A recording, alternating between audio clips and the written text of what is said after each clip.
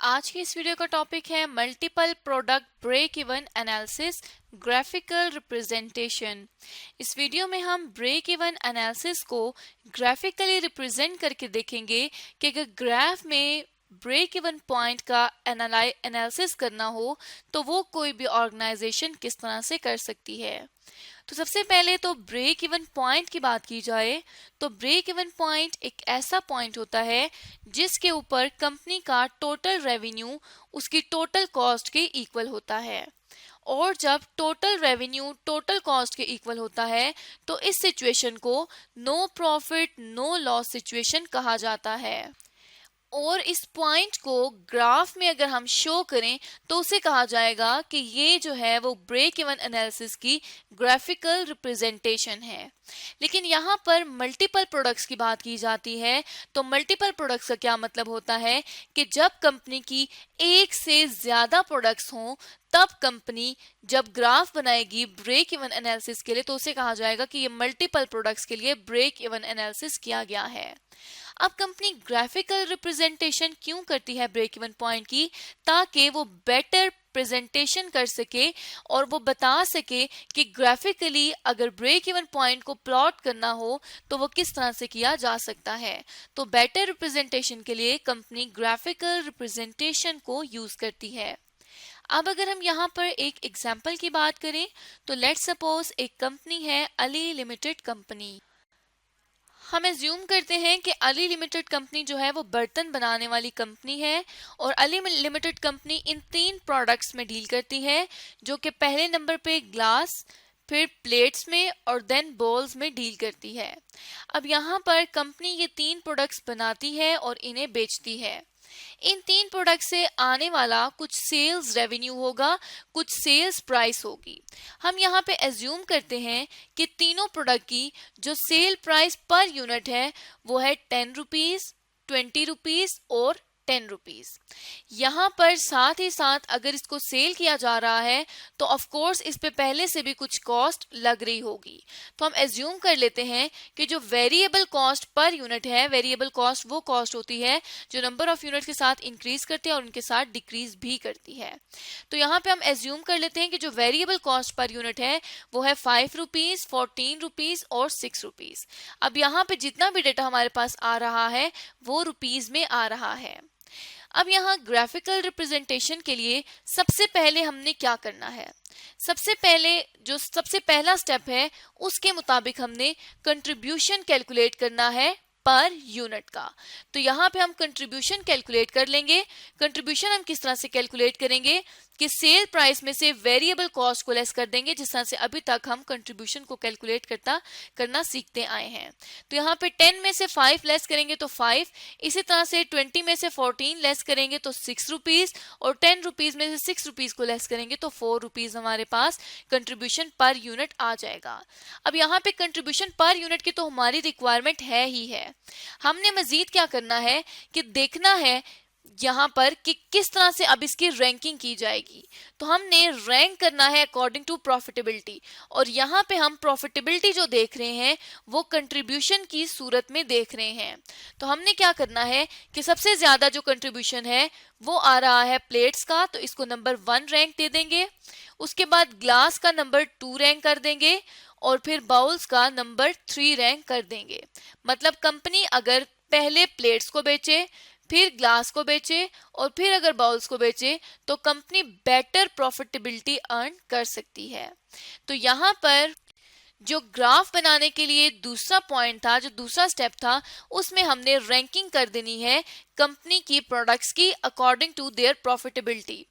अब हम क्या करेंगे? अब हम ड्रॉ करेंगे ग्राफ। अब ग्राफ ड्रॉ करने के लिए इस तरह से हम एक ग्राफ बनाएंगे जिसका एक जो कोना होगा, एक सिरा जो होगा, एक जो पॉइंट होगा, एक एंड होगा, उसे हम कहेंगे कि एक्स एक्सिस है और दूसरे पॉइंट को हम कहेंगे कि ये वाई एक्सिस है। अब एक्स एक्सिस पे हमने क्या करना है? एक्स एक्सिस पे हमने टोटल सेल्स लिखनी है और वाई एक्सिस पे हमने यहाँ पर कम्युलेटिव कंट्रीब्यूशन जो है उसको लिखना है। और ये वाला जो तीसरा पॉइंट है इसे हम जीरो के नाम से, जीरो यहाँ पर लिख देंगे, इसको हम जीरो डिनोट कर देंगे। अब यहाँ पर 3 पॉइंट्स हमारे पास ग्राफ के मौजूद हैं। हमारे पास टोटल सेल्स भी होनी चाहिए और कम्युलेटिव कंट्रीब्यूशन भी होना चाहिए। तो सबसे पहले हम यहाँ पर सेल्स का टोटल कर लेंगे। हम एज्यूम करते हैं कि तीनों प्रोडक्ट्स की नंबर ऑफ यूनिट्स जो हैं वो हमारे पास आ रही हैं 1000 यूनिट्स। तो अब यहाँ पे अगर हम टोटल सेल्स करें तो यहाँ पे हम टोटल सेल्स को लिख लेते हैं कि इसकी टोटल सेल्स बन जाएंगी 10,000 रुपीज, इसकी 20,000 रुपीज और यहाँ पर अगेन से 10,000 रुपीज की टोटल सेल्स बन जाएंगी। और साथ ही साथ हमने क्या करना है कि कंट्रीब्यूशन को भी टोटल कर लेना है। तो यहाँ पे हम क्या कर लेते हैं कि टोटल कंट्रीब्यूशन लिख देते हैं, जिसको हम यहाँ पर TC लिख रहे हैं, टोटल कंट्रीब्यूशन। अब यहाँ पर कंट्रीब्यूशन आ जाएगा 5,000 रुपीज का, यहाँ पर 6,000 रुपीज का और यहाँ पर 4,000 रुपीज का। अब हमने इसको जो है वो रैंकिंग के मुताबिक एडजस्ट कर देना है। तो यहाँ पर 6,000 रुपीज, फिर 5,000 रुपीज और यहाँ पर 4,000 रुपीज। उसके बाद हमें कहा जाता है कि कम्युलेटिव कंट्रीब्यूशन हम यहाँ पर कैलकुलेट करें। तो यहाँ पर 6,000 आ जाएगा कम्युलेटिव कंट्रीब्यूशन, यहाँ पर 11,000 बन जाएगा। किस तरह से? 6,000 प्लस 5,000, उसके बाद 11,000 प्लस 4,000 करके यहाँ पर 15,000 का कंट्रीब्यूशन आ जाएगा। और अगर हम इन तीनों कंट्रीब्यूशन को टोटल करें तो ये भी 15,000 रुपीज का ही आता है। अब ये हमारे पास कंट्रीब्यूशन भी आ गया, कम्युलेटिव कंट्रीब्यूशन, और यहाँ पर हमारे पास टोटल सेल्स भी मौजूद हैं। अगर हम इन तीनों का टोटल करें तो वो हमारे पास 40,000 की सेल्स भी मौजूद हैं। तो अब यहाँ पर ग्राफ के दोनों एंड्स का जो डेटा है वो हमने रिकॉर्ड कर लिया है। अब ग्राफ बनाने के लिए क्या करना है कि उसकी रिक्वायरमेंट ये है, सबसे पहले फिक्स कॉस्ट को डिनोट करना है, सबसे पहले फिक्स कॉस्ट को पॉइंट आउट करना है। और हम एज्यूम कर लेते हैं कि फिक्स कॉस्ट जो है वो लेट्स सपोज 10,000 रुपीज की है, और हम एज्यूम करते हैं कि यहाँ के 10,000 रुपीज आते हैं। तो हम यहाँ पर 10,000 रुपीज की फिक्स कॉस्ट को एक स्ट्रेट लाइन ड्रॉ कर देंगे, क्योंकि fix cost her level of output पर या हर सेल्स पर हमेशा सेम रहेगी, और इसको हम लिख देंगे कि ये कंपनी की फिक्स कॉस्ट है। उसके बाद हमने यहाँ कंट्रीब्यूशन को कैलकुलेट करना है, कंट्रीब्यूशन की लाइन ड्रॉ करनी है। तो कंट्रीब्यूशन के लिए अगर हम यहाँ पर आए तो कम्युलेटिव कंट्रीब्यूशन को लेकर चलना है। सबसे पहले 6,000 को ड्रॉ करना है। तो हम एज्यूम करते हैं कि यहाँ कहीं से कंट्रीब्यूशन बनना स्टार्ट होगा, क्योंकि ये तो हमारे पास जीरो है, इतनी हम कह देते हैं वेरिएबल कॉस्ट, और यहाँ से हमारा जो है वो कंट्रीब्यूशन की लाइन ड्रॉ होनी स्टार्ट होगी। तो हमने क्या करना है कि सबसे पहले 6,000 का कंट्रीब्यूशन जो है वो लगा देना है, चार्ज कर देना है। सॉरी, हम ग्राफ को यहाँ पे बेटर प्रेजेंटेशन के लिए फिक्स कॉस्ट को 10,000 नहीं बल्कि 5,000 रुपीज लिख देते हैं, क्योंकि हमारा बाकी डेटा इसी के मुताबिक एडजस्टेड है।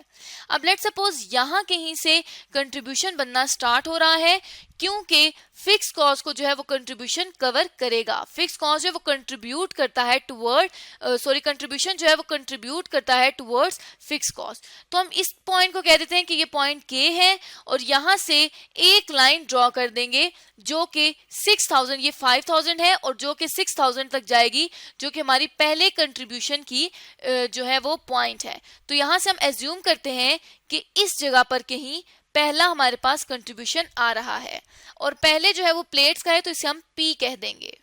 उसके बाद नेक्स्ट हमने ड्रॉ करनी है लाइन, और नेक्स्ट लाइन जो है वो हम ड्रॉ करेंगे ग्लास के लिए, क्योंकि ग्लास जो है वो सेकंड नंबर पे आता है और कम्युलेटिव कंट्रीब्यूशन के मुताबिक 11,000 रुपीज है। तो यहाँ पे हम एज्यूम करते हैं कि यहाँ कहीं 11,000 रुपीज जो है वो बनते हैं।